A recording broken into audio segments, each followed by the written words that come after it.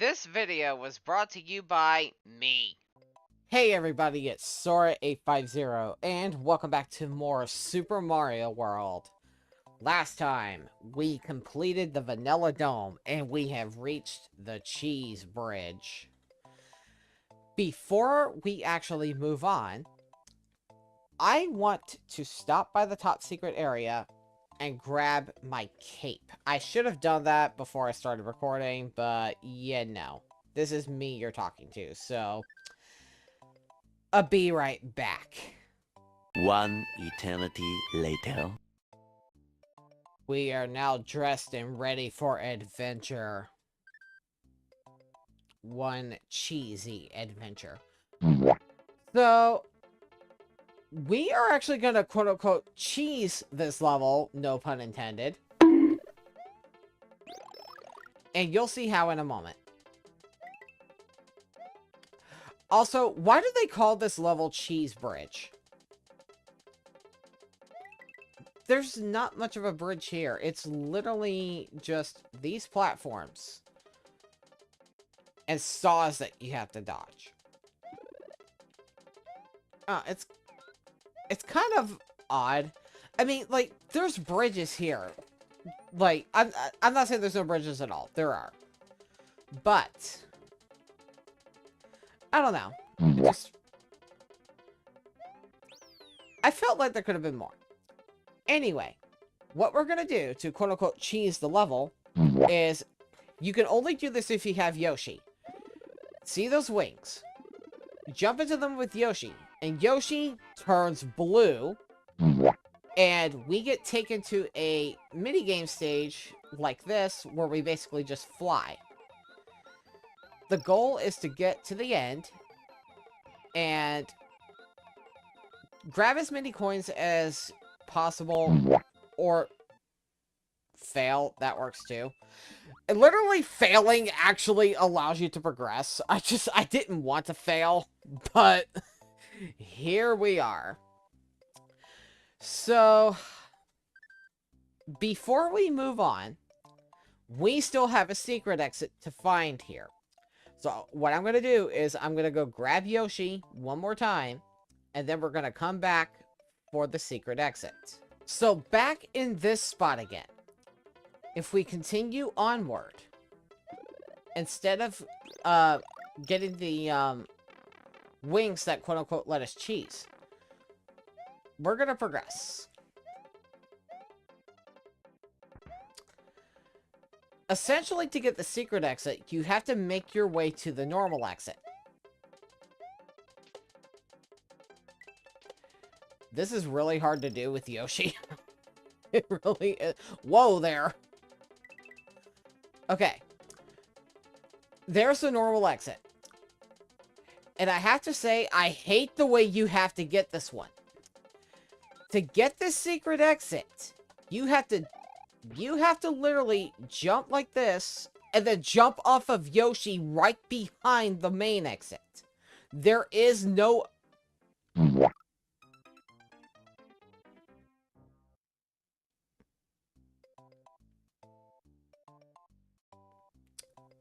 Be right back. As I was saying, there is no other way to get that secret exit. On a plus, they give you a 3-up moon here, but still. I kind of think it's a mean way to... Really? I didn't hit that? Wow. I do think that's kind of a mean way to get the secret exit, but there really is, unfortunately, no other way to get it. That takes us here to Soda Lake. Soda Lake is a frustrating level, just like any other water level in this game. It's not super terrible, but this level, I actually do recommend having the Fire Flower. Aside from these, I forget what type of enemy that's it. Well, I mean, obviously it's like a type of bullet bill. I don't remember, really. I just don't remember the exact name. But the reason I recommended the Fire Flower, which I obviously no longer have, is there are fish enemies here that you can shoot. And I actually recommend shooting some of these if you can. If I could have shot those, I would have been just fine. Be right back again. I took a break, went to the bathroom, got me some coffee, had a phone call with my mother, and here I am again. Can I just say, these water levels in this game, they have such chill music, but they are a little frustrating. How is a frustrating level supposed to, like, why do frustrating levels like this have such calming music? The Donkey Kong Country games were like that with their water levels. Such beautiful calming music, but they were some frustrating levels. I got used to the first Donkey Kong Country, so I'm actually pretty decent at that game. It's the second one that I suck at, and honestly, I don't like the third game, like, at all. No, no, no, no, no, no.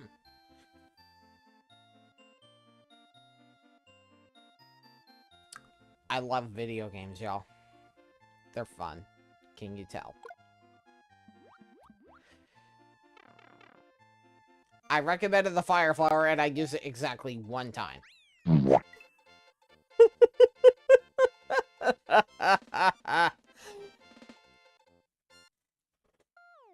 Ugh. That secret exit takes us to our third Star Road. If you are wondering what these are still, that will come in its own episode.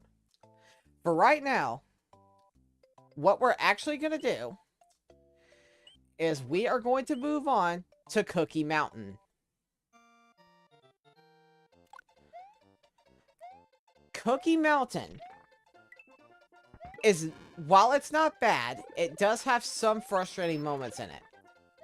Especially if you're not used to this game or games like this. That being said, though, for me it's not too awful bad, but you'll just have to see as the level goes on. There is one part in particular with this level that does annoy me. Actually, it's this part. I hate this part so much. I'm surprised that I got through there that easily, but yeah, that part with those stupid things, I don't remember what they're called. Decadent Mario. Yeah, those things are annoying. They genuinely are annoying. And we have hit the extra life cap. Hooray. So yeah, this pipe here, there's a reason I went down here. And it's because there's something with it I want to show you. As you can see, we just went backwards. So don't think it takes you backwards, but it takes you all the way up here. And it just essentially allows you to get that extra life. In a way, it kind of does take you backwards. I'm only just now noticing I contradicted myself there. So yeah, honestly, daggum it.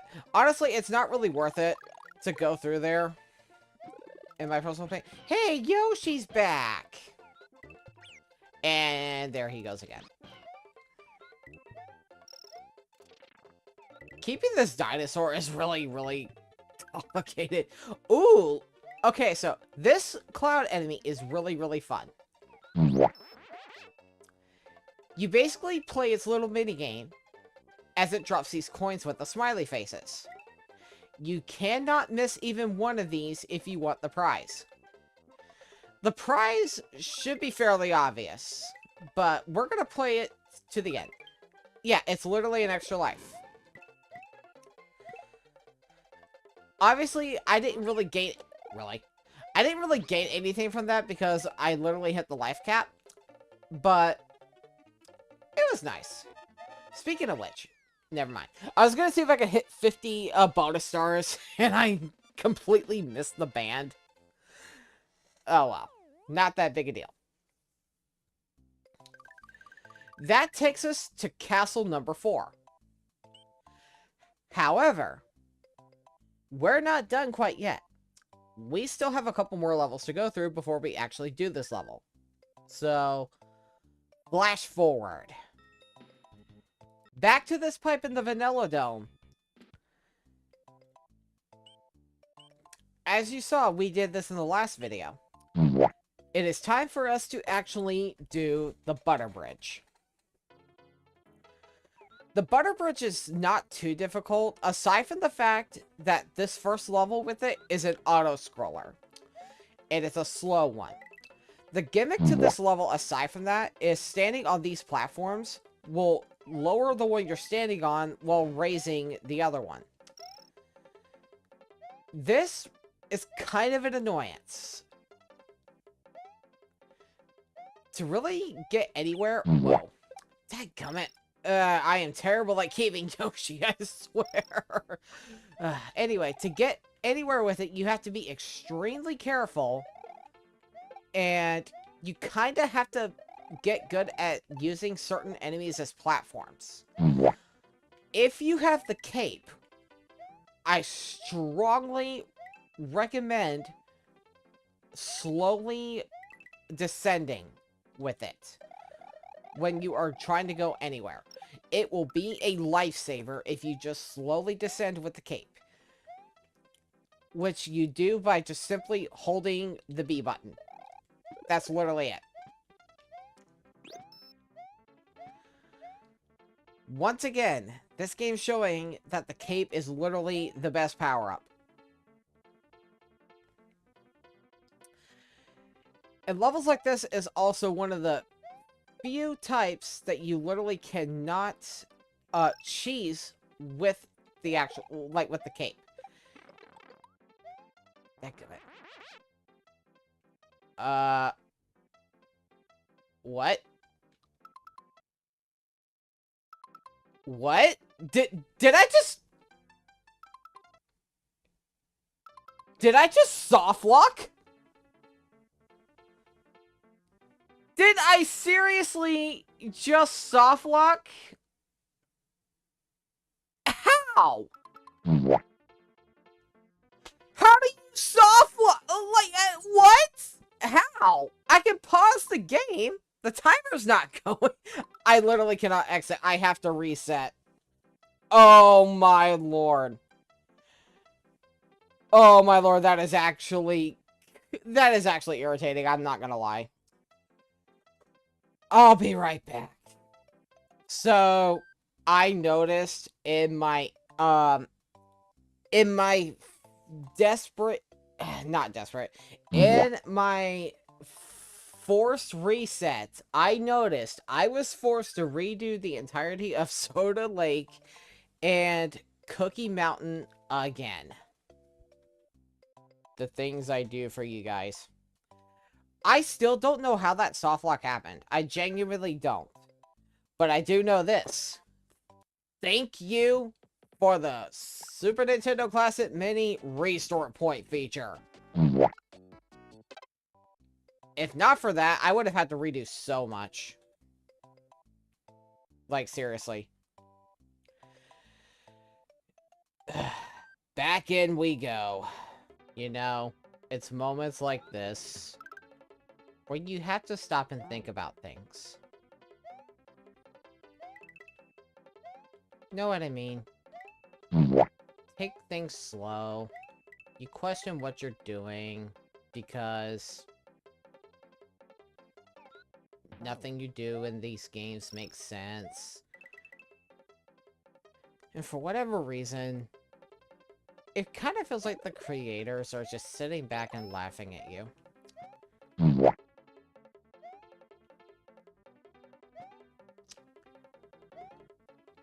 The reason I'm saying this is because that softlock genuinely confuses me. I'm pretty sure that has never happened to me before. And I don't know. It can't be my Super Nintendo Classic Mini. I've played this game on here so many times. So, I don't think that's it. I think that was just some weird oversight with the game that rarely happens. But, I don't know. It's weird. It's genuinely weird. But anyway, enough with my weird fixation on that. We are moving on to Butterbridge 2. Butterbridge 2 is not that difficult. It really... Daggum it. Really, truly, the other Butterbridge level wasn't difficult either. Really. I am terrible at this. I really am. It's just a feather. I already have 2 feathers. But yeah, like, the other one wasn't difficult either. Really. Look at me contradicting myself as per usual. Bruh, I wanted a second feather. Oh my lord. No. No. This game hates me. I'm calling it now. This game hates me. Yep. That's what it is. You stop and wonder why you love games that hate you and whatnot. Do you ever do that? I do. I'm doing that right now as we speak.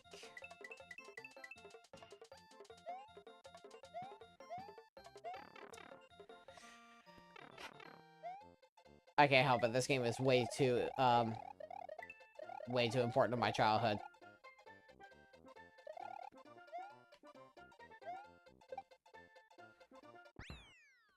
Oh, that's not bad. 28 bonus stars. That should put me at 90 if my math is right. Hot dog. And at last, we have reached castle number 4, Ludwig's Castle. This castle is actually not that bad. Like, seriously, it really isn't. You mostly just gotta pay attention to the ball and chains, honestly. But once you get through this room... I will say this, the kink can actually be a bit of a detriment in this room, specifically because of the ceiling with the spikes. So, do keep that in mind if you're trying to, like, run and you hit that switch from earlier. But, honestly, aside from that, this castle really isn't that bad. Now, once you get to this room, it's just a straight climb up.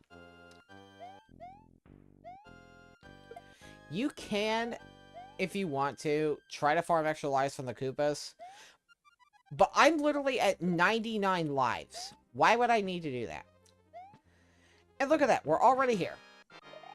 Now, Ludwig's boss fight is really easy. You jump on him once, he goes into a shell. He'll hang around for a little bit, try to attack you, then he'll fling back to this, and you just repeat. However, try to stay close to, like, the center of the bridge or whatever, because if you're too far to one of the sides, he can jump out of bounds, and then you won't be able to hit him. But yeah, it's literally just you dodging his fireballs, jumping on him, and then waiting around until he's done, try to attack you with a shell, and then rinse and repeat. It's not that hard.